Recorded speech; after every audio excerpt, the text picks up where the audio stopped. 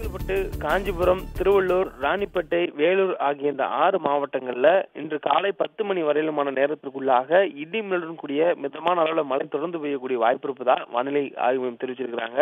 மேலும் திருப்பத்தூர், திருவண்ணாமலை, விழுப்புரம் மற்றும் தேனி ஆகிய இந்த 4 மாவட்டங்கள்ல லேசான அளவுல மழை பெய்யக்கூடிய வாய்ப்பு இருப்பதாகவும் தெரிவிக்கப்பட்டிருக்கிறது. தொடர்ச்சியாக நமக்கு நேற்று முன்தினம் இரவிலிருந்து மழை தொடர்ந்து பெய்து வந்த நிலையில நேற்று இரவுக்கு பிறகாக மழையினுடைய தீவிரத்தன்மை குறைந்திருக்கிறது.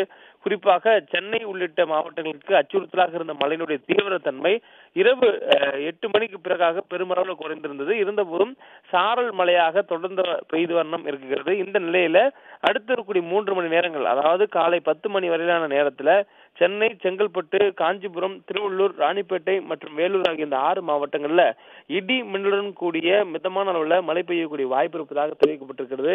மேலும் இன்றைய தினமும் இந்த மாவட்டங்கள்ல சென்னை, திருவள்ளூர், காஞ்சிபுரம், செங்கல்பட்டு ஆகிய இந்த 4 மாவட்டங்களுக்கு அதிக கனமழைக்கான சிவப்பு நிற எச்சரிக்கை கொடுக்கப்பட்டிருக்கிறது. இந்த எச்சரிக்கை இன்று காலை 8:30 மணியிலிருந்து நாளை காலை 8:30 மணி வரையிலான நேரத்துக்கு பொருந்தும். ஆனால் தற்போது இருக்கக்கூடிய இன்று காலை 8:30 மணி வரையிலான இந்த எச்சரிக்கையானது அக்டோபர் 15ஆம் தேதிக்கு கொடுக்கப்பட்ட எச்சரிக்கையாகவே வானிலை ஆய்வு மையம் கருதும். அந்த வகையில இன்னும் இந்த 16ஆம் தேதிக்கான எச்சரிக்கை தொடங்கவில்லை. இது குறிப்பாக நமக்கு வங்கக்கடலில் நிலை கொண்டிருக்கக்கூடிய காற்றழுத்த தாழ்வு மண்டலம் கரையை நோக்கி நகரும் பொழுது நமக்கு மழைக்கான வாய்ப்பை தீவிரப்படுத்தும் எனவும், இது காலையிலிருந்து நமக்கு சற்று மழையினுடைய வேகம் அதனுடைய தீவிரம் குறைவாக இருக்கும் எனவும், தொடர்ந்து மெல்ல மெல்ல அதனுடைய தீவிரத்தன்மை அதிகரிக்கும் எனவும் சொல்லப்பட்டிருக்கிறது. நண்பகலுக்கு பிறகாக மழையினுடைய தீவிரத்தன்மை மெல்ல அதிகரித்து மாலை நேரம் வாக்கில் அது காற்றழுத்த தாழ்வு மண்டலம் கரைக்கு நெருங்கும் பொழுது மழையினுடைய தன்மை தீவிரமாக இருக்கும் எனவும் சொல்லப்பட்டிருக்கிறது.